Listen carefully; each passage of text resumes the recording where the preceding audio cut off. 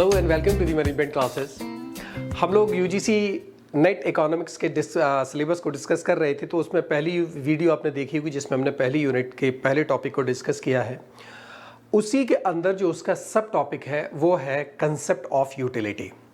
तो इस वीडियो के अंदर हम कंप्लीट कंसेप्ट ऑफ यूटिलिटी को समझने की कोशिश करेंगे। पहले हम जानेंगे यूटिलिटी क्या होता है, कितने तरह की होती है, क्या होती है और इस टॉपिक के अंदर क्या क्या सब टॉपिक और आ जाते हैं। ठीक है, सबसे पहले बात करते हैं यूटिलिटी है क्या। देखिए, पहली वाली वीडियो में मैंने उसको आइडिया दिया था कि हम किसी भी सिंपल वर्ड में अगर हम कहें तो हम यूटिलिटी किसी भी चीज की यूजफुलनेस को कहते हैं। यूजफुलनेस, किसी चीज का क्या यूज है, हम उसको कहां यूज करते हैं, कितना यूज करते हैं, कैसे यूज करते हैं, वही उसकी यूटिलिटी कहलाती है। इकोनॉमिक्स के अंदर जो हम यूटिलिटी कहते हैं यानी capacity of commodity to satisfy human wants. ये एक छोटे से हम एक डेफिनेशन अगर चाहें तो हम ये लिख सकते हैं, capacity of a commodity to satisfy human wants.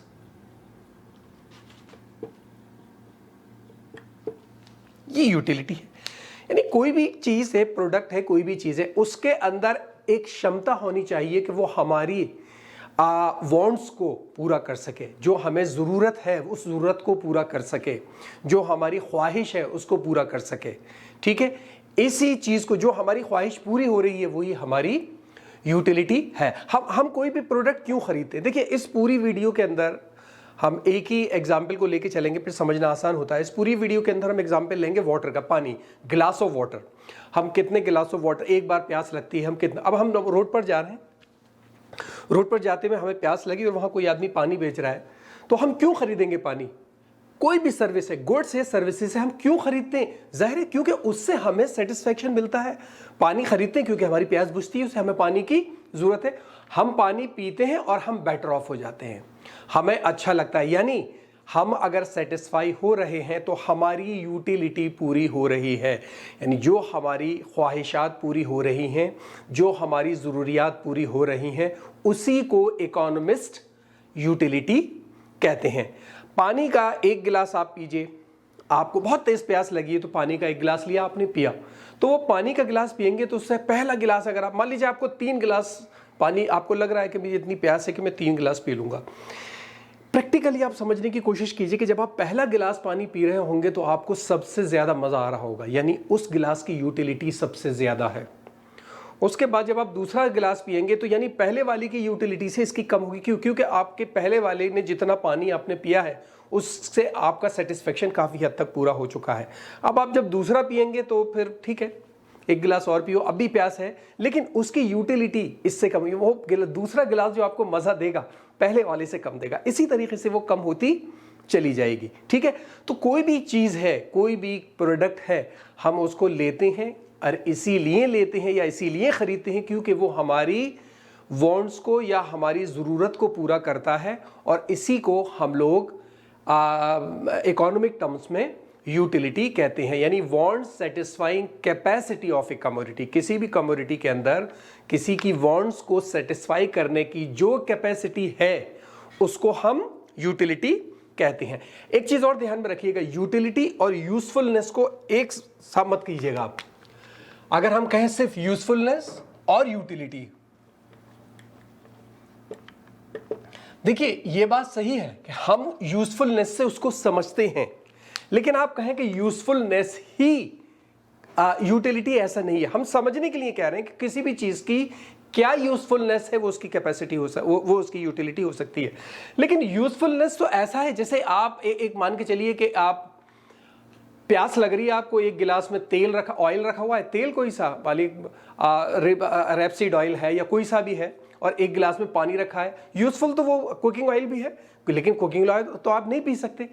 तो यूजफुल ज्यादातर प्रोडक्ट होते हैं जो आप करना चाहते हैं, लेकिन सब में इक्वल यूटिलिटी नहीं होती है। क्यों?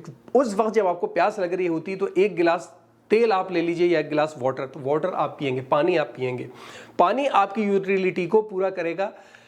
ऑयल नहीं। इसलिए यूजफुलनेस तो ऑयल में भी है, ऑयल भी यूज हो सकता है, लेकिन वो आपकी उस टाइम के अंदर, ऑयल की यूटिलिटी अपनी है जब आपको खाना बनाना है, ठीक है। तो इसीलिए कंज्यूमर कोई भी चीज जो खरीदता है वो डिमांड करता है, वो ड्राइव करता है किसी यूटिलिटी से। एक पर्टिकुलर प्रोडक्ट होगा, यानी अब मुझे प्यास लग रही है तो पानी है, अब मेरी जो यूटिलिटी है वो पानी से ही ड्राइव होगी। दूसरी चीज, जाहिर है हम उसी चीज को डिमांड करेंगे जिसमें हमारी यूटिलिटी होगी, हमें पता होगा। तो हम ये बात कह सकते हैं कि यूटिलिटी का जो बेसिस है वो क्या है? कंज्यूमर की डिमांड, ठीक है। इसके अंदर कुछ कैरेक्टरिस्टिक्स होती हैं यूटिलिटी की, जिससे हम ये समझ सकें कि ये यूटिलिटी है। तो हम देखें कैरेक्टरिस्टिक्स या फीचर्स।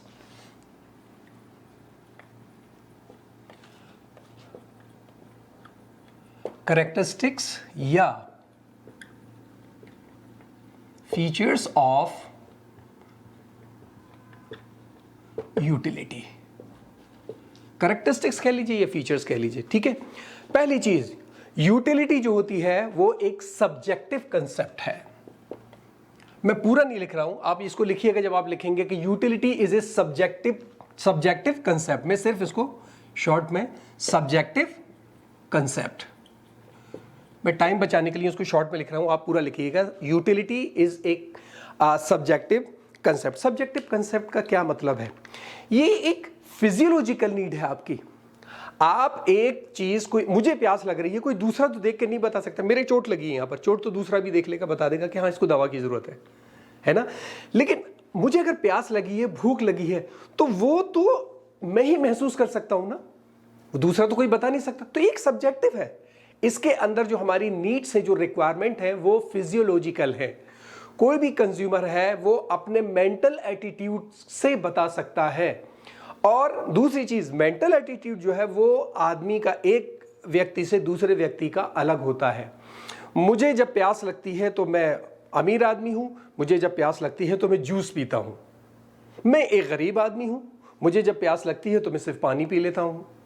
साहब कोई दूसरा आदमी है कि मैं साहब सिर्फ मिनरल वाटर ही पीता हूं। तो अलग अलग हो गई ना, मेंटल एटीट्यूड जो कंज्यूमर्स के अलग अलग होते हैं। तो ये एक फिजियोलॉजिकल नीड होती है। आप इसको एक ये नहीं कह सकते कि यूनिफॉर्मिटी है सबके लिए। कुछ आदमी कहते हैं कि साहब मुझे कोल्ड ड्रिंक ज्यादा पसंद है, कुछ कहते हैं मुझे जूसेस ज्यादा पसंद है, ठीक है।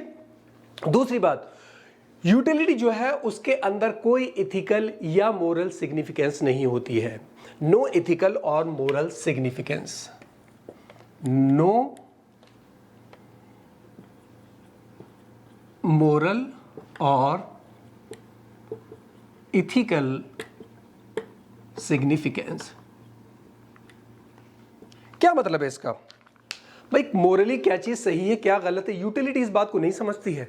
एग्जाम्पल छोटा सा लीजिए, घर में नाइफ होता है, हम सब्जियां काटते हैं, उससे किसी को आप नुकसान भी पहुंचा सकते हैं। उस आदमी को जो नुकसान पहुंचाना चाह रहा है उसकी वो यूटिलिटी है, हालांकि वो गलत है। तो यहां जब हम यूटिलिटी की बात कर रहे हैं तो इसके अंदर कोई भी मोरल या कोई भी इथिकल सिग्निफिकेंस नहीं होती है। आदमी की यूटिलिटी है तो वो यूटिलिटी है, वो कैसे भी उसको पूरा कर सकता है, ठीक है। तीसरी बात, यूटिलिटी जो है वो एक रिलेटिव टर्म है, डायरेक्ट नहीं होती है। वो रिलेटिव टर्म, रिलेटिव टर्म का क्या मतलब है? देखिए, यूटिलिटी किसी भी प्रोडक्ट को रिलेट करती है उसकी अवेलेबिलिटी, कैरेक्टरिस्टिक्स। लाइक एग्जांपल दूं मैं, ऐसे नहीं समझा पा रहा अगर मैं, तो ऐसे समझिए इसको कि कोल्ड ड्रिंक सर्दियों में कम यूटिलिटी देती है और वही कोल्ड ड्रिंक गर्मियों में ज्यादा यूटिलिटी देती है। गर्म कपड़े, स्वेटर या कोट या जैकेट अगर आप खरीदेंगे तो वो सर्दियों में ज्यादा यूटिलिटी देंगे, गर्मियों में शायद ना दे, जीरो यूटिलिटी हो। रिलेटिव होती है यूटिलिटी जो है, वो किसी चीज से रिलेट करती है। ऐसा नहीं है कि मुझे एक कोल्ड ड्रिंक पीनी है, वो कोल्ड ड्रिंक हमेशा मुझे एक सी यूटिलिटी देगी, नहीं, वो रिलेट करेगी बहुत सारे फैक्टर्स से, एटमॉस्फेयर से करेगी, कंडीशन से करेगी, इनकम से, बहुत सारी चीजें हैं, उनसे यूटिलिटी रिलेट करती है। तो ये एक रिलेटिव टर्म है। हम डायरेक्ट यूटिलिटी को किसी भी चीज से ड्राइव नहीं कर सकते, हर टाइम एक सी नहीं हो सकती, ठीक है। दूसरी चीज, यूटिलिटी डिफर फ्रॉम यूजफुलनेस, ये शायद मैंने अभी बताया भी था। डिफर फ्रॉम, ये बात मैंने अभी बताई थी, मैं इसको रिपीट नहीं कर रहा, ठीक है। यूजफुलनेस किसी भी चीज की हो सकती है, जैसे अल्कोहल है। अब अल्कोहल के अंदर, अल्कोहल यूजफुल तो है लेकिन यूटिलिटी सबके लिए उसके अंदर नहीं होती। जो उसको नहीं पीता उसके लिए यूटिलिटी उसके अंदर नहीं है, लेकिन यूजफुल तो है, इसलिए डिफर होती है और इसकी डिटेल हम पहले ले चुके हैं। अगली पांचवी बात है कि utility depends on the intensity of bond, depends on intensity of bonds. Intensity of bonds का क्या मतलब है? मुझे कितनी जरूरत है किसी चीज की, मुझे क्या इमरजेंसी है, क्या कोई चीज अर्जेंट है। लाइक आप समझिए कि आपको बहुत तेज प्यास लगी है, तो जाहिर है उस वक्त आपके लिए पानी की यूटिलिटी बहुत ज्यादा होगी।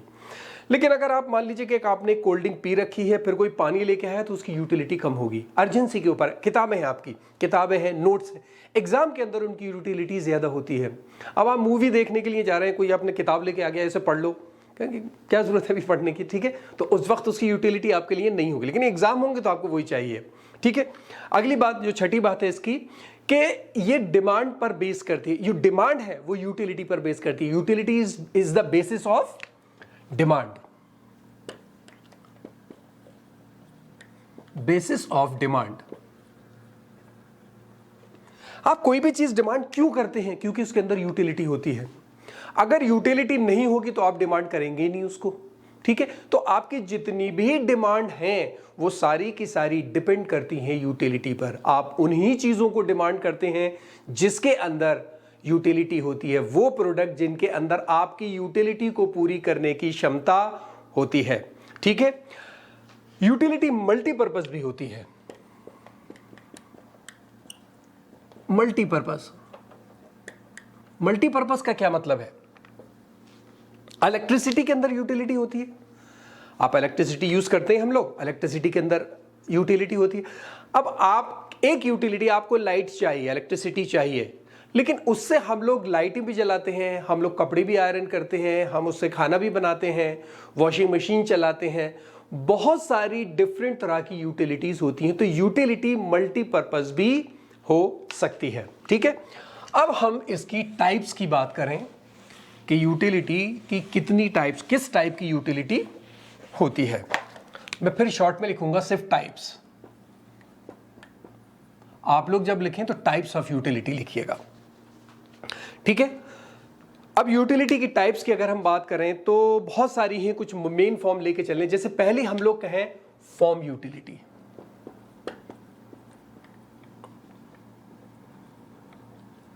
फॉर्म यूटिलिटी, फॉर्म यूटिलिटी क्या होती है? यानी कोई भी चीज जो दूसरी फॉर्म ले ले। लकड़ी का एक पीस है इतना बड़ा आपके पास, उस लकड़ी के पीस पर आपने काम किया, ठोक पीट करके उसकी चेयर बना दी। लकड़ी के पीस की यूटिलिटी कम थी, लेकिन जब उसकी फॉर्म चेंज हो गई तो यूटिलिटी ज्यादा हो गई, ठीक है। इसी तरीके से प्लेस यूटिलिटी होती है। प्लेस यूटिलिटी कौन सी होती है? सिंपल है, एक चीज, एक प्रोडक्ट यहां जमीन के ऊपर बिक रहा है एक प्राइस में, वही जब प्रोडक्ट पहाड़ों पर चला जाएगा तो महंगा हो जाएगा। क्यों? क्योंकि ट्रांसपोर्टेशन कॉस्ट बढ़ जाएगी। वो चीज जो एक कंट्री में प्रोड्यूस नहीं होती वहां सस्ती होती है, वही जब एक्सपोर्ट की जाती है किसी दूसरी कंट्री तो उस कंट्री में उसकी प्राइस ज्यादा। प्लेस यूटिलिटी यानी प्लेस चेंज होने से यूटिलिटी चेंज हो जाती है। कश्मीर के अंदर सेब सस्ते हैं, वही जब यूपी, उत्तरांचल और इधर कहीं आ जाते हैं, केरला तक चले जाते हैं तो वो बहुत महंगे हो जाते हैं, ठीक है। इसी तरीके से आ जाती है टाइम यूटिलिटी। टाइम भी यूटिलिटी को चेंज करता है। कोई चीज आपने, अब बहुत मैं छोटी चीज एग्जांपल दे रहा हूं, आपने आम होते हैं मैंगोज, मैंगोज आपने स्टोर कर लिए गर्मियों में जब वो बहुत ज्यादा हैं, कोल्ड स्टोरेज में आपने उसको रख लिए, होर्डिंग किया आपने, प्रिजर्व किया उसको, और सर्दियों के अंदर जब मैंगोज दिखते भी नहीं है तब आप उनको बेचिए तो वो बहुत ज्यादा प्राइसेस में बिकेंगे, यानी उस टाइम उनकी यूटिलिटी ज्यादा होगी। और जब ये बहुत ज्यादा होंगे तो यूटिलिटी कम होगी उसकी, ठीक है। क्योंकि आप अगर किसी चीज की टाइम होते हुए, दूसरी चीज अपोजिट लीजिए इसका, एक जैकेट की यूटिलिटी सर्दियों में ज्यादा होती है, लेकिन टाइम रुक जाइए, गर्मी आ जाए उसकी यूटिलिटी खत्म हो जाएगी, ठीक है। तो एक तो ये कंसेप्ट है, और बेसिकली जो टाइम यूटिलिटी का कंसेप्ट होता है वो स्टोरिंग, होर्डिंग, प्रीजर्विंग, यानी जब वो स्केर्स होती हैं तो उनकी यूटिलिटी ज्यादा हो जाती है। इसी तरीके से होती है सर्विस यूटिलिटी। सर्विस यूटिलिटी तो सिंपली है, मैं एक टीचर हूं, टीचर अपनी सर्विसेज दे रहा हूं, मैं यूटिलिटी दे रहा हूं। टीचर हैं, डॉक्टर हैं, लॉयर हैं, बैंकर्स हैं, ये सारे एक्टर्स हैं, ये सब के सब जो अपनी यूटिलिटी देते हैं, वो जो सर्विसेज देते हैं वो एक यूटिलिटी होकर दूसरे को मिलती है, कस्टमर को मिलती है, वो सर्विस यूटिलिटी कहलाती है। ठीक है, यही मेन होती है। अब एक सवाल पैदा होता है, बहुत कॉमन सवाल पूछा भी जाता है, कैन यूटिलिटी बी मेजर्ड? ये बड़ा सवाल है। Can utility be measured? ये एक सवाल है, क्या यूटिलिटी मेजर की जा सकती है? देखिए, प्रैक्टिकली अगर आप बात करें, थियोरिटिकल बात ना करें, तो आप इसको मेजर नहीं कर सकते, क्योंकि ये एक इनटेंजिबल कंसेप्ट है। ये एक कंसेप्ट है जो इनडिफाइनेबल है। यानी आप वेट है, कोई मेजरमेंट है किसी चीज का, आप कर सकते हैं, आलू है, शक्कर है, कोई भी चीज़ है, वेट कर लीजिए उसका, आप इंसान की बॉडी में कितनी कैलोरीज जानी है, प्रोडक्ट आपका बता देता है। लेकिन आपकी यूटिलिटी किस चीज़ से कितनी पूरी होगी, मेरी प्यास कितने गिलास पानी से बुझेगी, उस आदमी की प्यास कितने पानी से बुझेगी, ये तो बड़ा मसला है। जैसे मैंने पहले कहा था कि ये तो फिजियोलॉजिकल कंसेप्ट है, और फिजियोलॉजिकल कंसेप्ट्स हर व्यक्ति में अलग अलग होते हैं। तो हमारे पास कोई स्केल ही नहीं है जिससे कि हम यूटिलिटी को मेजर कर सकें। ये एक रियलिटी है, ठीक है। लेकिन अगर हम प्रोफेसर मार्शल की बात करें, प्रोफेसर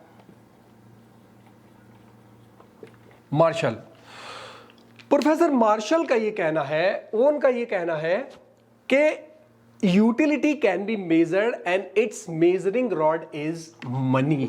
वो कहते हैं कि जो चीज आप जितनी डिमांड कर रहे हैं, मुझे 2 गिलास पानी पीना है, 2 गिलास पानी में मेरी यूटिलिटी पूरी हो जाएगी। 2 गिलास पानी कितने का आया?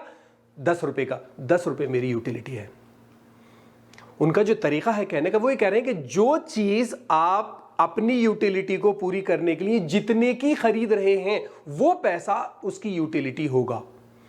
मुझे खाना खाना है, भूख लगी है, मैंने खाना खाया, वो खाना पूरा कितने का आया, वो मैंने कितना पेमेंट किया? 100 रुपए। 100 रुपए मेरी उस खाने की यूटिलिटी थी, ठीक है। यानी हम किसी भी प्रोडक्ट के प्राइस जो देने के लिए प्रैक्टिकली तैयार हो जाते हैं, वो उसकी यूटिलिटी कहलाती है, ठीक है। जाहिर है, मैं मुझे प्यास लगी है, एक थोड़ा सा सोचने वाली भी बात है। मुझे प्यास लगी है, मैंने एक गिलास पानी मांगा, वो कह रहा है 500 रुपए का गिलास है, मैं नहीं पीऊंगा। क्यों? क्योंकि उसमें जितनी यूटिलिटी है उस गिलास के अंदर मुझे देने के लिए, वो 500 की नहीं है। मैं दूसरी जगह चला जाऊंगा, क्योंकि मैं थोड़ा बर्दाश्त कर लूं, घर जाकर पी लूंगा। तो यानी एक तरीके से देखो तो है ही ऐसा। लेकिन अब हम इसको यूनिवर्सल नहीं, हम इसको यूनिवर्सलाइज नहीं कर सकते, कॉमन नहीं कर सकते कि एक आदमी की बुझ रही, एक की नहीं बुझ रही, एक के साथ पैसे ज्यादा है वो 500 की ले लेगा, अलग अलग है, ठीक है। अच्छा, दूसरी चीज, जो हमारे प्रोफेसर हिक्स हैं, प्रोफेसर हिक्स, एलन और पेरेटो, ये तो तीनों लोग मार्शल के इस कंसेप्ट को सपोर्ट नहीं करते। वो कहते हैं नहीं, यूटिलिटी मेजर नहीं हो सकती। इसी से निकल कर आई ऑर्डिनल यूटिलिटी और कार्डिनल यूटिलिटी, ठीक है। तो आगे हम काइंड्स ऑफ यूटिलिटी को अब देखेंगे। Kinds of utility, kinds of utility, इसमें हमें यह चीज पता चलेगी कि यूटिलिटी किस तरह की होती है। पहले हम इसकी काइंड्स में जाएं कि हम यूटिलिटी को मेजरेबल कैसे करते हैं, किस किस चीज में मेजर करते हैं, फिर हम ऑर्डिनल और कार्डिनल के अंदर चलेंगे। काइंड्स के अंदर अगर हम छोटी छोटी चीज लें तो 3 तरह की होती है। मार्जिनल यूटिलिटी होती है, मार्जिनल यूटिलिटी होती है, एवरेज यूटिलिटी होती है, और टोटल यूटिलिटी होती है, ठीक है। ये 3 तरह की यूटिलिटी जनरली हम देखते हैं। अब हम एक टेबल बनाते हैं और उससे हम एक एग्जाम्पल लेते हैं। मेरे ख्याल से मैं टेबल बना लूँ जल्दी में, उसके बाद मैं बताता हूँ आपको। तो 1 मिनट दीजिए, मैं टेबल बना लूँ यहाँ पर, ठीक है? ओके, तो मैंने जल्दी में टेबल बना ली और हाथ के हाथ मैंने इसका ग्राफ भी बना लिया है, तो मैं जल्दी में आपको ये समझा पाऊंगा। देखिए, हम ब्रेड है ये, हम उसको कंज्यूम कर रहे हैं। ब्रेड ले लीजिए, वाटर ले लीजिए, कुछ भी ले लीजिए, हमने ब्रेड लिया, ठीक है? अब जब हमने एक ब्रेड का पीस कंज्यूम किया, आप उसमें रोटी लीजिए या ब्रेड पीस कहिए, ठीक है? हमने एक ब्रेड कंज्यूम की, तो उससे हमें जो यूटिलिटी मिली वो 20 मिली। उससे हमें यूटिलिटी 20 मिली। तो जाहिर है जो हमारी मार्जिनल यूटिलिटी होगी वो भी 20 होगी, क्योंकि पहली ब्रेड है। दूसरी बात, अब जाहिर है हमने जब एक ब्रेड खा ली तो हमारी भूख थोड़ी सी कम हो जाएगी। पहली ने हमें 20 दी थी, तो दूसरी जो ब्रेड देगी, दोनों ब्रेड ने मिलाकर हमें कितनी यूटिलिटी दी? 36। 36 माइनस 20 कितनी हो गई? 16। यानी सेकेंड ब्रेड ने हमें 16 यूटिलिटी दी। ये मार्जिनल यूटिलिटी, यानी मार्जिनल यूटिलिटी का मतलब है हर एडिशनल ब्रेड हमें कितनी यूटिलिटी दे रही है, और उन सबको मिलाकर जो यूटिलिटी बन रही है वो टोटल यूटिलिटी बन रही है। थर्ड ब्रेड जब हमने कंज्यूम की तो हमारी टोटल यूटिलिटी 48 हो गई। 48 हो गई, यानी पहले हमारे पास 36 हमारी सेकंड वाली से हो गई थी, 2 से 3 जब हो गई तो 48 हो गई, यानी 48 माइनस 36, तो तीसरी ने हमें कितनी दी? 12। इसी तरीके से जब आप बढ़ते चले जाएंगे तो आपकी टोटल यूटिलिटी बढ़ती चली जाएगी एक वक्त तक, और फिर वो घटनी शुरू हो जाएगी, ठीक है? इसी तरीके से जो मार्जिनल यूटिलिटी है वो आपकी मार्जिनल यूटिलिटी डिमिनिशिंग होती है, इस बात को आप याद रखिएगा।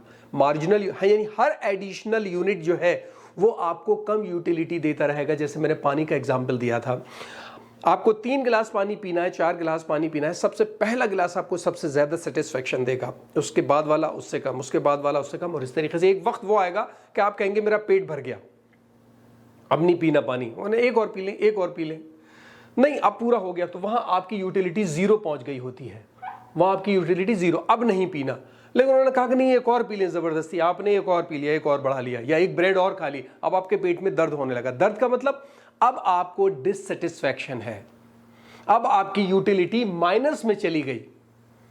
यूटिलिटी माइनस में जा सकती है और टोटल यूटिलिटी कम हो सकती है, ठीक है? क्यों? क्योंकि आप अगर उसी चीज को कंज्यूम करते चले जाएंगे तो आपको प्रॉब्लम होने लगेगी, आपका पेट खराब हो जाएगा, पेन होगा, दवा की जरूरत पड़ेगी, डिसयूटिलिटी हो जाएगी, आपकी यूटिलिटी डिससेटिस्फैक्शन हो जाएगी, यूटिलिटी कम हो जाएगी, ठीक है? तो टोटल यूटिलिटी एक वक्त तक बढ़ती है, फिर उसके बाद घटनी शुरू हो जाती है।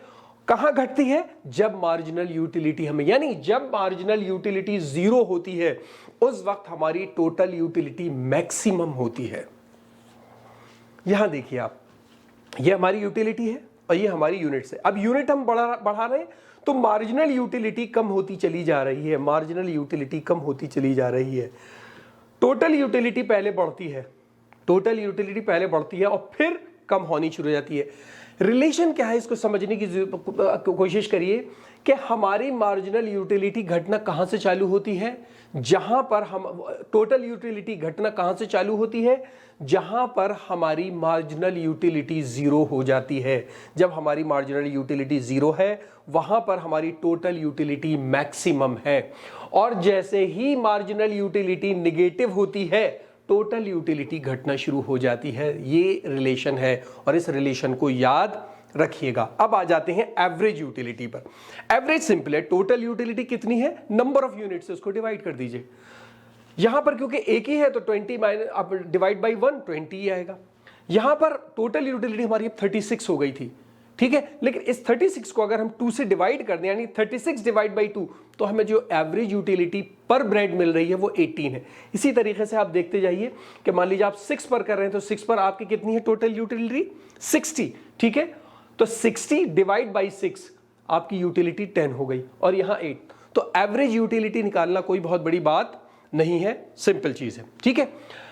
अब बात करते हैं हम अप्रोचेस टू यूटिलिटी, यानी मेजरमेंट जो यूटिलिटी का है वो किस तरह किया जाता है। कर सकते हैं, नहीं कर सकते हैं, कर सकते हैं तो कैसे कर सकते हैं, और नहीं कर सकते तो किस तरीके से हम, दूसरा ऑप्शन है यानी वो जो ऑर्डिनल है कि हम उसको ऑर्डर में लगा देते हैं। ठीक है, तो approaches to utility, approaches to utility. ठीक है, इसके अंदर जो हम मेजरमेंट कह सकते हैं, आप इसको ये भी लिख सकते हैं अगर लगाएं मेजरमेंट ऑफ यूटिलिटी, तो इसके अंदर पहले हम डिस्कस करेंगे कार्डिनल अप्रोच को। कार्डिनल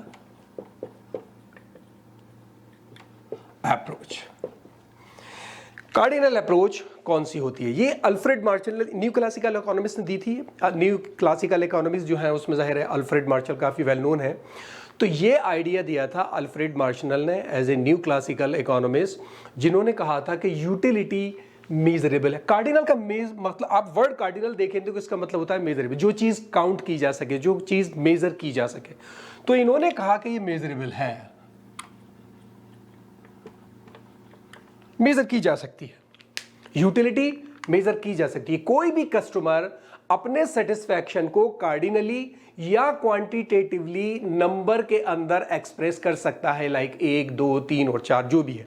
ठीक है, उसके लिए उन्होंने और आगे बढ़ गए, वो उन्होंने कहा कि हम इसकी जो यूनिट लेके चलेंगे, अगर ये मेजरेबल है तो हमें एक यूनिट चाहिए, किस में हम मेजर करें इसको? उन्होंने कहा वो यूटिल्स है।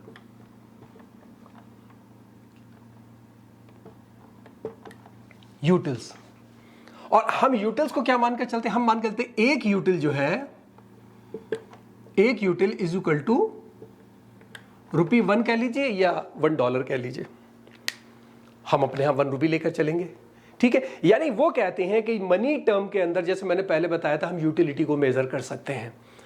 आप, मुझे प्यास लगी है, मुझे खाना खाना है, या मुझे मान लीजिए मुझे फ्रूट्स लेने हैं, मुझे फ्रूट्स खाने हैं इस वक्त, मैंने ₹200 के फ्रूट्स लिए और उनसे मेरी यूटिलिटी पूरी हो गई, तो यानी उस वक्त मेरी यूटिलिटी 200 यूटिल्स थी, जो ₹200 की भी है। ठीक है, लेकिन जैसे जैसे टाइम चलता गया, जब ये दिया, न्यू क्लासिकल इकोनॉमिस्ट ने ये आइडिया दिया था, और जब लोगों के अंदर अवेयरनेस आती गई, न्यू इकोनॉमिस्ट, न्यू रिसर्चेस होती चली गई, तो इस बात को रियलाइज़ किया गया कि नहीं, हम एब्सोल्यूट मेजर ऑफ यूटिलिटी नहीं कर सकते। It is not possible to measure the utility in the absolute form. ये बाद में जब टाइम पास होता गया, रिसर्चेस होती गई, तो ये बात सामने आई। क्यों? क्योंकि किसी भी व्यक्ति की फीलिंग्स को या सेटिस्फैक्शन को मेज़र करना नंबर में या कार्डियली मुमकिन नहीं है, पॉसिबल नहीं है। मेरी क्या फीलिंग्स हैं, मेरी क्या यूटिलिटी है, मुझे एक पानी से कितनी यूटिलिटी मिल रही है, और किसी और व्यक्ति को एक पानी से कितनी यूटिलिटी मिल रही है, किसी और पर्सन को कितनी मिल रही है, ये डिफरेंट है। आप इसको नंबर्स में मेज़र नहीं कर सकते। सेकेंडली, मेरी जो डिमांड है वो इफेक्ट करती है मेरे मूड से, मेरे टेस्ट से, मेरी प्रेफरेंसेस से, मेरी लाइक से, मेरी डिसलाइक से। आप कैसे ये सारी चीज़ें कंसीडर कर लेंगे जब आप नंबर में मेरी किसी डिमांड को या मेरी यूटिलिटी को काउंट कर रहे हैं? मूड, टेस्ट, ये सारी चीज़ें सबकी पीपल्स की अलग अलग होती हैं। ठीक है, तो फिर डिसाइड किया गया, ये माना गया कि no, it is not possible to measure the utility in quantitative term. जब ये बात आई सामने, अब जाहिर है जब हम ये बात मान गए कि ये नहीं हो सकती, तो इसका कोई और ऑप्शन भी होना चाहिए। क्योंकि अच्छा, ये बात मान ली कि नहीं हो सकती, लेकिन फिर भी अब मान के चलें कि ये कार्डिनल यूटिलिटी की अप्रोच जो है, ये हमारी इकोनॉमिक्स के अंदर फिर भी बहुत ज़्यादा इंपॉर्टेंस रखती है, क्योंकि जो हमारी कंज्यूमर बिहेवियर एनालिसिस है, उसका स्टार्टिंग पॉइंट ही है। हम इसी पर सारी की सारी जो हमारी थ्योरीज हैं, एनालिसिस, हम इसी पर लेकर चलते हैं। द थ्योरी ऑफ कंजम्पशन है, वो बेसिकली बेस ही करती है मैक्सिमाइजिंग ऑफ यूटिलिटी। तो हम यूटिलिटी को कैसे मैक्सिमाइज कर रहे हैं, हम इसी तरीके से तो कर रहे हैं। ठीक है, अच्छा, क्या कहते हैं, ऑर्डिनल में जाने से पहले इसकी कुछ अजम्पशंस हैं, हम उसको डिस्कस कर लें, तो इससे हमें ये पता चल जाएगा कि अगर क्या क्या कंडीशंस हैं जिसमें ये काम करती है। इसके जो अजम्पशंस हैं,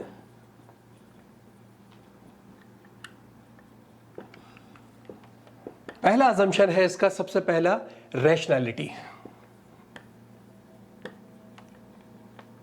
रैशनैलिटी का क्या मतलब है?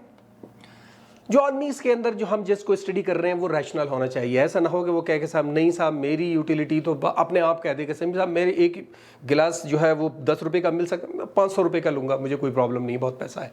ऐसा नहीं होना चाहिए। दूसरी चीज़, रिसोर्सेज जो है वो लिमिटेड होना चाहिए,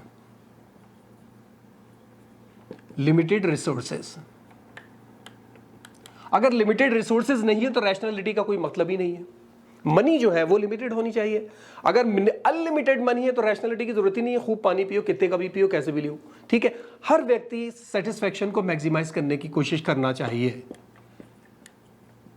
मैक्सिमाइजेशन ऑफ यूटिलिटी, हर आदमी अपनी यूटिलिटी को मैक्सिमाइज, बल्कि यूटिलिटी ना करके उसको सेटिस्फेक्शन कर लें, सेटिस्फैक्शन, है ना।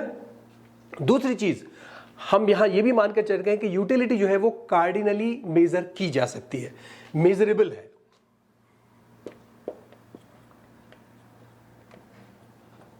Cardinally measurable.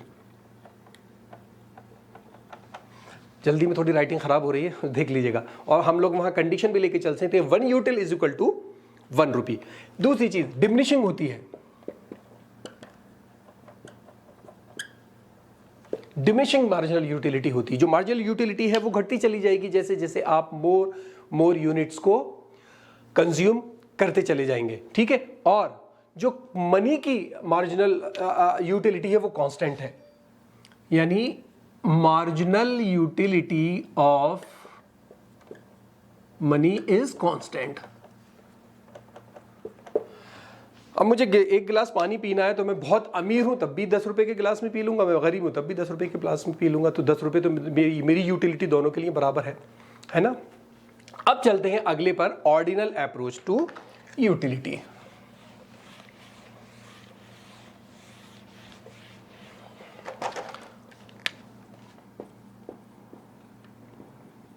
ऑर्डिनल अप्रोच,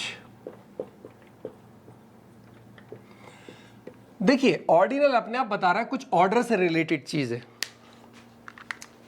ये किसने दी थी? ये जॉन हिक्स ने दी थी और आरजे एलन ने दी थी 1930 के अंदर। 1930 में इन दोनों ने ये बात कही थी कि नहीं, हम इससे सेटिस्फाई नहीं है कि ये मेजर की जा सकती है, बल्कि उन्होंने कहा कि ये मेजर तो नहीं की जा सकती नंबर में और या कार्डियली, लेकिन ये अरेंज की जा सकती है इन ऑर्डर ऑफ प्रेफरेंस,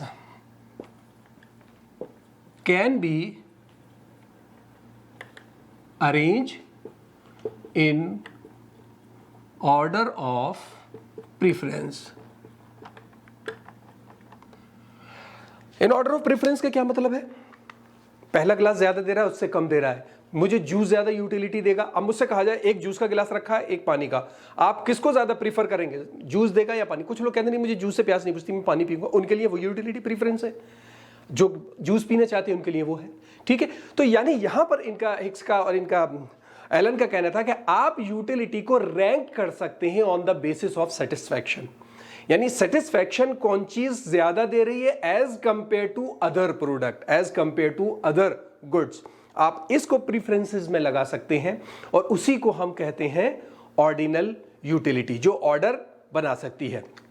और किसी भी प्रोडक्ट के अंदर आप एक प्रोडक्ट से यूटिलिटी ले रहे हैं तो उस प्रोडक्ट की यूटिलिटी किसी दूसरे प्रोडक्ट से जिससे आप ऑर्डर कर रहे हैं कम भी हो सकती है, ज्यादा भी हो सकती है, बराबर भी हो सकती है, ठीक है। लेकिन आप प्रेफरेंसेस तो लेकर चल रहे हैं और ये सेंसिबल भी लगता है और मोर प्रैक्टिकल लगता है कि जाहिर है आप मेरी ख्वाहिश को नंबर में तो नहीं ला सकते, लेकिन हाँ मेरी ख्वाहिश को आप कम से कम ऑर्डर में ला सकते हैं। मेरी ख्वाहिश है कि मैं इस वक्त अच्छे होटल में खाना खाऊं, ठीक है। एक होटल है और एक दूसरा होटल है, दो बड़ा होटल है। अब मैं प्रीफर करूंगा कि मैं पहले ये यूटिलिटी मुझे ज्यादा देगा, यही है, मेजर नहीं कर सकता लेकिन मैं कम से कम प्रीफर कर सकता हूं। ग्रुप में बैठे होते हैं, कौन से होटल में खाना खाना है आज, अरे उस वाले में चल लें, यूटिलिटी वो ज्यादा दे रहा है आपको, ठीक है। अच्छा, इसी को हम लोग इंडिफरेंस कर्व एनालिसिस, इसी इंडिफरेंस कर्व एनालिसिस को अभी हम डिटेल में पढ़ेंगे, लेकिन मैं बता रहा हूं यही जो हमारी कार्डिनल अप्रोच है यही बेसिकली इंडिफरेंस कर्व एनालिसिस है। ये तो बता दिए कि डिफरेंट कॉम्बिनेशंस हैं, उसमें से कोई भी एक कॉम्बिनेशन ले लो, हम प्रीफर करते हैं उसके अंदर। कर्व होता है, कर्व के अंदर बहुत सारे कॉम्बिनेशंस हो सकते हैं दो प्रोडक्ट के, हम उसमें से एक प्रोडक्ट ले तो प्रीफर तो करते हैं हम लोग, हम उसको ऑर्डिनली तो अरेंज करते हैं, उनमें से एक हम उठा लेते हैं, हम उसके अंदर उसको कार्डिनली मेजर तो नहीं कर रहे हैं ना हम, ठीक है। तो इसके हम पहले अजम्पशन देखते हैं ऑर्डिनल के, अजम्पशन देखने के बाद फिर हम उसको कर्व को डिस्कस करेंगे डिटेल में, प्रेफरेंस उसको इंडिफरेंस कर्व को, ठीक है। इसके जो अजम्पशंस हैं क्या है, इसको हटा दूं, जगह ज़्यादा मिल जाएगी। ऑर्डिनल के जो अजम्पशंस हैं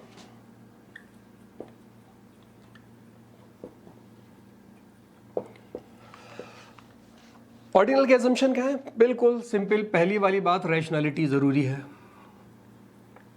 देखिए इकोनॉमिक्स के अंदर, ज़्यादातर सबके अंदर, ज़्यादा सभी के अंदर, कोई भी थ्योरी आप बात करेंगे रैशनैलिटी ज़रूरी होती है। या उन लोगों का कोई काम नहीं है जो रैशनैलिटी सोचते हैं, बा बिंदास रहने वाले, पैसा खर्च हो रहा है होने दो, मेरे पास बहुत है, पैंट महंगी हो रही है, नहीं मैं तो 500 और ख़रीदूंगा, जो चीज़ महंगी हो रही है वो ज़्यादा ख़रीदूंगा, वहाँ ये सब काम नहीं करती हैं। ठीक है। दूसरी बात, हम यूटिलिटी को यहाँ पर ये मान के चलेंगे कि वो ऑर्डिनल है। ऑर्डिनल की मतलब, यूटिलिटी हमारी ऑर्डिनल है, मतलब हम उसको ऑर्डर में लगा सकते हैं। ठीक है। तीसरी बात, transitivity and consistency of choice होनी चाहिए।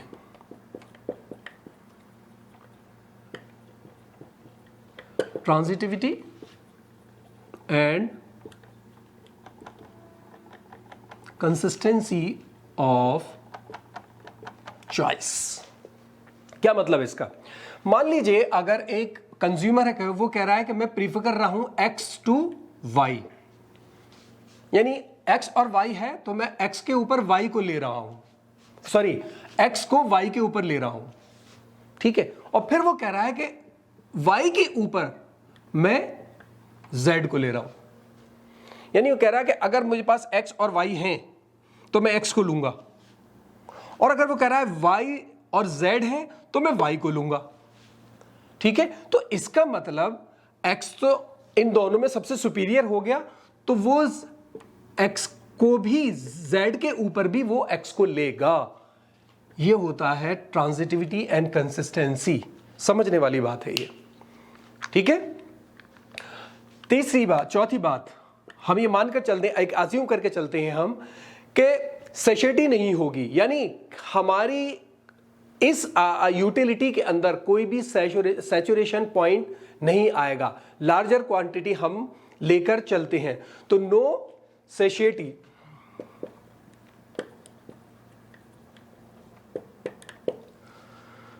इसको कहीं सैशिएटी पढ़ते हैं, कहीं सैटिएटी पढ़ते हैं। ठीक है। हम ये मानकर चलेंगे कि सैचुरेशन नहीं आ रहा है, यानी अब मैं ये थोड़ी कह रहा हूं कि साहब मेरे पास 3 ऑप्शन है, उनमें से एक लूंगा। होटल कितने हैं कि साहब 2 ऑप्शन, नहीं 2 में 1 नहीं, और देखो और ऑप्शन हो सकते हैं, 4 होटल देख लो, 5 देख लो, 10 देखो, 10 में कौन बेस्ट है। लिमिट नहीं है इसकी। आप ये नहीं कह सकते कि साहब यहां पर नहीं बस एक सैचुरेशन है इसमें से लेना, नहीं है, इसके अंदर तो आप ऑप्शंस बढ़ाते जाइए बढ़ाते जाइए। तो ऑर्डर अगर आपको लगाना है तो आप कितना भी ऑर्डर ले सकते हैं। और तीसरी चीज जो आपकी मार्जिनल रेट ऑफ सब्सटीट्यूशन है वो डिमिनिशिंग है।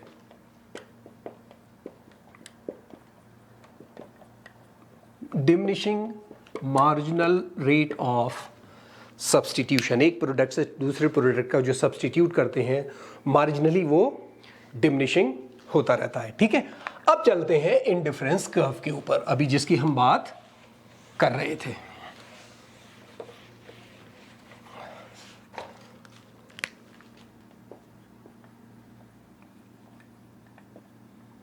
Indifference curve analysis. ठीक है। अब जब हम इंडिफरेंस की बात, कर्व की बात कर रहे थे, उसकी बात करेंगे। देखिए इंडिफरेंस कर्व क्या कहता है? वो कहता है कि human satisfaction can not quantitatively measure in money term, जो हम पहले बात करते आ रहे हैं। मैंने कहा था ना कि ऑर्डिनल वाला है, तो यही बात इंडिफरेंस कर्व कहता है कि ह्यूमन सेटिस्फैक्शन को हम लोग क्वांटिटेटिवली मेजर नहीं कर सकते मनी टर्म्स या नंबर के अंदर, पर्टिकुलरली हम मॉनेटरी टर्म के अंदर बात करते हैं। ठीक है। ये अप्रोच बेसिकली असाइन करती है एक ऑर्डर को, यानी हम कंज्यूमर के प्रीफरेंसेस को ऑर्डर में लगा सकते हैं, लेकिन उसको हम मेजर मनी टर्म में नहीं कर सकते। पहले अजम्पशन देखें, फिर इसके हम डिटेल में जाएंगे। जाहिर है हम इसको देख लें कि किस किस कंडीशन के अंदर ये काम करता है इंडिफरेंस का, फिर उसमें आगे हम डिटेल में जाएंगे। इसके अजम्पशंस, अजम्पशन के अंदर हम ये मान के चलेंगे, सबसे पहले जैसे मैंने कहा था रैशनैलिटी जरूरी है, रैशनैलिटी। ठीक है। कंज्यूमर जो है हमारा वो रैशनल होना चाहिए। नंबर 2, हम यहां सिर्फ 2 गुड्स को लेकर चलेंगे।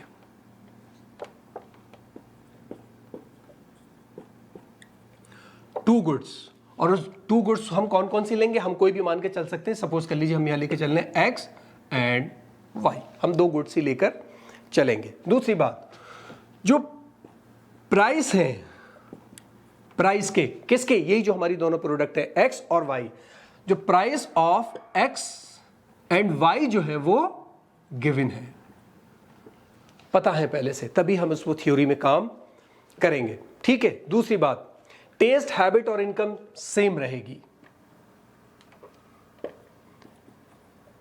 Test, habit, income ETC constant, change नहीं होंगे। ऐसे लिख रहा हूं, आप लोग सही से लिख लीजिएगा। तीसरी बात, अगली 5वीं बात, जो कर्व है वो कॉन्वेक्स होना चाहिए to origin, convex to origin, सही है। अगली बात, कर्व जो है वो स्मूथ एंड कंटिन्यूअस है, कर्व जो है वो स्मूथ एंड कंटिन्यूअस है। इसका क्या मतलब है, अगर वो स्मूथ और कंटिन्यूअस है तो जो दो हमारे प्रोडक्ट हैं एक्स एंड वाई, ये हाईली डिविजिबल है, चेंज हो सकते हैं। ठीक है। अगली बात, कंज्यूमर जो है वो इस पोजीशन में है कि वो इनमें से कोई सा भी कॉम्बिनेशन परचेज कर सकता है और किसी भी ऑर्डर में इनको लगा सकता है, या आप इसको यूं कहिए कि वो इनमें से जितने भी कॉम्बिनेशन बनेंगे, कंज्यूमर इस एबिलिटी में है, कंज्यूमर इस पोजीशन में है कि वो कोई सा भी कॉम्बिनेशन ले सकता है इन 2 गुड्स का। ठीक है। चलिए अब कर्व के बारे में डिस्कस करें। उसके लिए जाहिर है फिर हम टेबल बनाते हैं, एक टेबल और कर्व के जरिए ही हम इसको पढ़ेंगे। इसकी डेफिनेशन देखें, मैंने इन्वेस्टोपीडिया में पढ़ा, इसकी इन्वेस्टोपीडिया में इसकी डेफिनेशन बहुत अच्छी दी हुई है, मैं इसको ट्रांसलेट करके आपको बताता हूं। इन्वेस्टोपीडिया में लिखा हुआ है, an indifference curve is a graph that shows a combination of 2 goods. जो इंडिफरेंस कर्व है वो एक ग्राफ है जो 2 गुड्स के बहुत सारे अलग अलग कॉम्बिनेशन देता है, that give a consumer equal satisfaction and utility. जो हर कॉम्बिनेशन 2 गुड्स के, ये गुड इतनी, ये वाली इतनी, ये वाली इतनी, ये वाली, जो कॉम्बिनेशन बनेंगे, हर कॉम्बिनेशन कंज्यूमर को इक्वल सेटिस्फैक्शन या इक्वल यूटिलिटी देता है। इसलिए वो जो कस्टमर होता है वो इन सारे कॉम्बिनेशन पर इनडिफरेंट रहता है। ठीक है। फिर वो आगे उसमें लिखा है कि since all the combinations give the same amount of satisfaction the consumer prefer them equally. क्योंकि कंज्यूमर को वो सारे के सारे कॉम्बिनेशन इक्वल सेटिस्फैक्शन देते हैं तो वो उनको सबको इक्वली प्रीफर करता है। अब वो प्राइस गिवन है उसके हिसाब से उसमें कोई सा भी कॉम्बिनेशन ले लेगा जो उसको ज्यादा से ज्यादा सेटिस्फैक्शन देगा। यानी अब मैं इसको अगर समराइज करूं इस पैराग्राफ को, तो कह रहे हैं कि इंडिफरेंस कर्व एक ऐसा कर्व है, इंडिफरेंस कर्व एक ऐसी लाइन या ऐसा कर्व है जिसके अंदर 2 प्रोडक्ट के बहुत सारे अलग अलग कॉम्बिनेशन दिए हुए होते हैं और कंज्यूमर को हर कॉम्बिनेशन इक्वल सेटिस्फैक्शन दे रहा होता है। इसलिए कंज्यूमर इंडिफरेंट होता है उन चॉइसेस को लेकर या उन पॉइंट्स को लेकर, उन कॉम्बिनेशन को लेकर, और अपने हिसाब से कोई सा भी उसको चूज कर सकता है। ठीक है। टेबल और ग्राफ बनाता हूं मैं, फिर मुझे 1 मिनट दीजिए जरा सा, टेबल और ग्राफ बनाकर फिर हम शुरू करेंगे। ठीक है। तो मैंने जल्दी में बना लिए टेबल और ग्राफ। देखिए अब ये हमारे कॉम्बिनेशंस हैं, यानी अब वो कंज्यूमर कह रहा है, प्राइस इसको पता है, फूड की भी प्राइस पता है, क्लोथ्स की भी प्राइस पता है। वो ये कह रहा है कि मैं 1 यूनिट फूड और 12 यूनिट क्लोथ मिल जाए तो मुझे सेटिस्फैक्शन मिल जाएगा। ठीक है। अब वो ये कह रहा है कि या मुझे दूसरा कॉम्बिनेशन ये है कि मुझे 2 यूनिट फूड के मिल जाए और 6 यूनिट क्लोथ्स के मिल, यानी इसकी 1 यूनिट वो बढ़ा रहा है, इसकी 6 यूनिट कम करके। ठीक है। तो कह रहा है मुझे बराबर का सेटिस्फैक्शन। इसी तरीके से फिर वो कह रहा है कि 3 यूनिट ऑफ फूड और 4 यूनिट ऑफ क्लोथ मिल जाए तो भी मुझे सेटिस्फैक्शन मिलेगा, और इसी तरीके से डी। यानी अब इस पर ये कॉम्बिनेशन बन गई। यहां हमने क्लोथ लिया और यहां हमने फूड लिया, यानी अब ये ले लीजिए कि ये फूड, ये क्लोथ, ये फूड, ये क्लोथ, ये फूड, ये क्लोथ, और ये फूड, ये क्लोथ, यानी अब A B C D। ये मैंने फ्री हैंड और रफली बनाया है, मैंने सोच के नहीं बनाया कौन सी ज्यादा बढ़ रही है कौन सी घट रही है, यानी इसमें मार्जिन कितना आ रहा है, इसमें कितना आ रहा है, तो इसमें कुछ चेंज हो इसको ये ध्यान में मत लाइएगा। सिर्फ ये देखिए, आप मैं सिर्फ दिखाना चाह रहा हूं कि इस कर्व के ऊपर इन दोनों प्रोडक्ट के कोई भी कॉम्बिनेशन आप लीजिए, वो इस व्यक्ति को, वो इस पर्सन को इक्वल सेटिस्फैक्शन देंगे। ठीक है, इस तरीके से ये इंडिफरेंस कर्व एनालिसिस हमारा काम करता है। हमने कर्व बना लिया, हम कहें कि साहब ये वाला वो व्यक्ति ले सकता, अब वो डिसाइड कर ले प्राइसेस के हिसाब से। जाहिर है, मान लीजिए अगर क्लोथ महंगा है तो वो उसको कम करेगा और फूड्स को बढ़ाएगा, अगर फूड बहुत महंगा है तो फूड को कम करेगा, क्लोथ्स को बढ़ाएगा। अब वो उसके ऊपर है, प्राइस ले सकता है। लेकिन सेटिस्फेक्शन के साथ number of unit of the product अगर कहें, प्राइस को अलग रखें, तो इस कर्व पर जितने भी कॉम्बिनेशन बनेंगे वो सारे के सारे उस व्यक्ति को इक्वल सेटिस्फेक्शन देंगे। अब इसी के अंदर एक वर्ड आता है इंडिफरेंस मैप।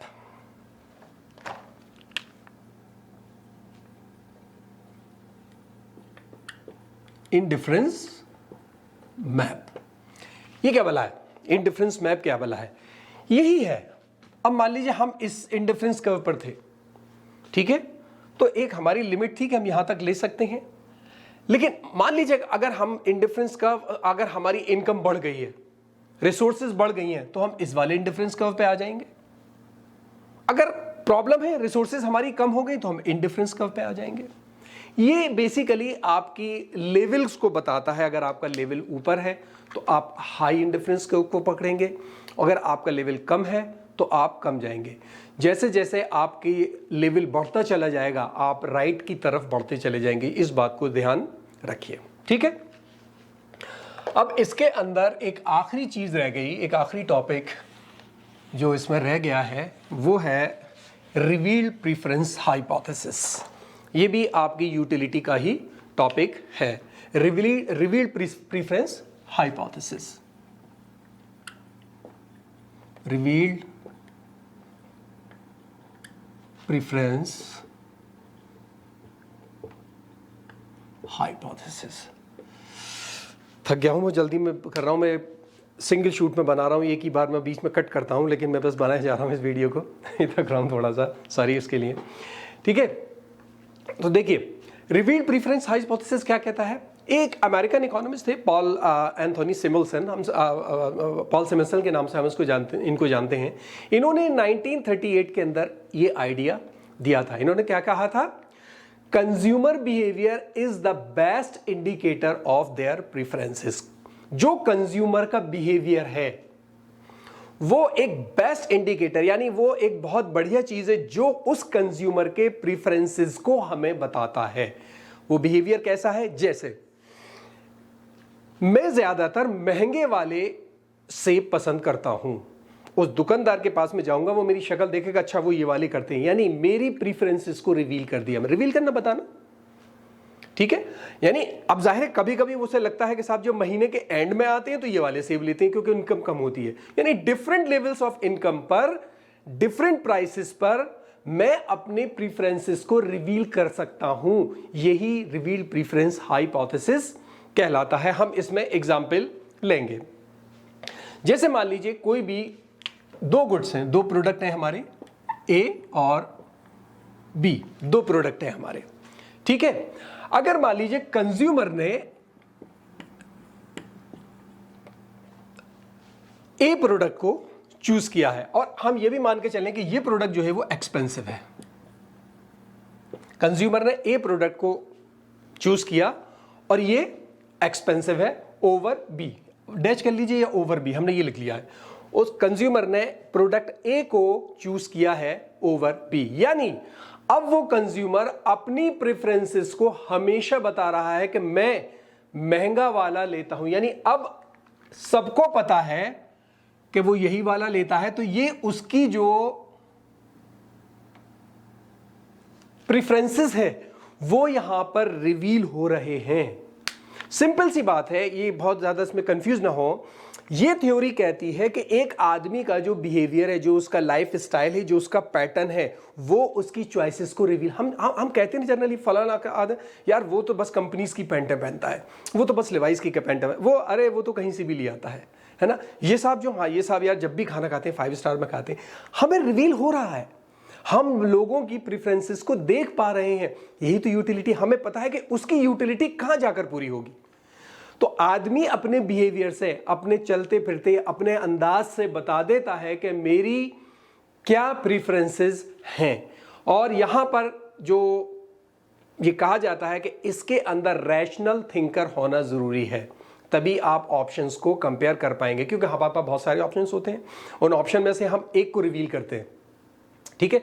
अगर हम रैशनल नहीं है तो फिर हमारा सिस्टम गड़बड़ है। इसके अंदर सिस्टम वही है।